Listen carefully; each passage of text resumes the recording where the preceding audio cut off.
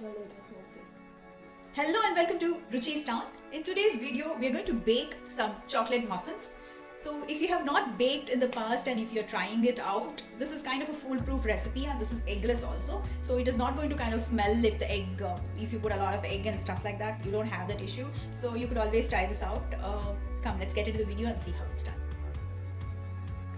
We can add any kind of topping that we would like for this muffins. And here are the ingredients that are actually required for this. All-purpose flour, cocoa powder, sugar, salt, vanilla essence, vinegar, oil or butter. So the little one is going to do all the baking today. So we are taking 3 cups of maida or all-purpose flour and adding it into a big mixing bowl.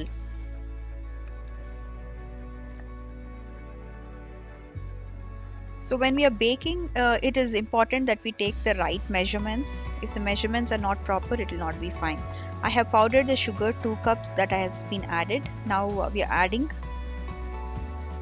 baking soda, 2 teaspoons of baking soda, and now it is the cocoa powder. So we are adding 6 tablespoons of cocoa powder. So this is a chocolate muffin. So more the cocoa powder, the merrier.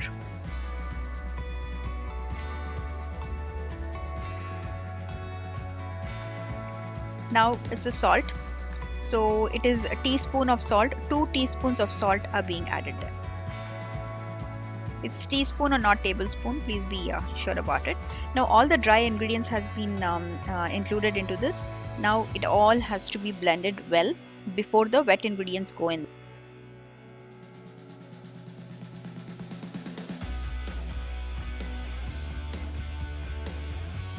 Mix all this well so that the soda, salt, sugar and all gets combined well.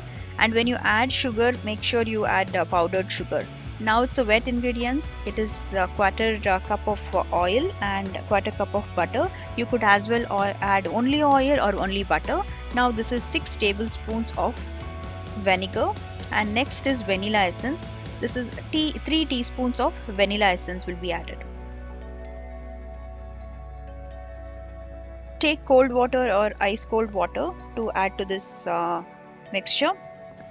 It usually takes 2 cups, but first add 1.5 cup and check, and then add the half cup more, so that the batter doesn't get too thin where you cannot fix it. Approximately 2 cups is what it usually takes. Mix it all together very well so that there is no powder there in this batter. Blend this really well, and then you could use the folding method to actually put this all together. If you see, the white mixture is still there at the bottom, only at the top she was mixing, so I am mixing it now to get it together. Use muffin cups like this so that it comes out from the muffin tray easily. So my little one is actually lining the muffin tray. So I am folding this. So this is how you actually fold it. Put it together and turn it and put it together. Turn it and put it together till everything is blended. So once it is all done, you could just finish it off, and now use a spoon or a ice cream scoop to put it into the muffin tray. So this usually takes about 15 to 20 minutes to do the mix, and after that the baking time. The baking time will usually be between 15 to 20 minutes again. This quantity would make big sized 16 muffins. The tray holds only 12, so the rest of the batter was put into a tray like a cake. Preheat the oven and bake this at 190 degrees centigrade or 370 degrees Fahrenheit for 15 to 20 minutes in the middle rack of the oven. Put a toothpick and check if it comes out clean. Then get it to room temperature and put any kind of toppings you would like. Whipped cream, or this is chocolate syrup. You could put cherry on it.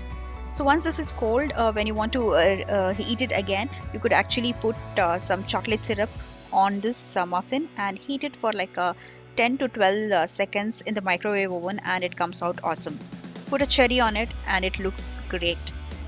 So these are muffins, you don't need topping as well, you could eat it just like that. We had so much fun baking this. We absolutely enjoyed it, you can see there.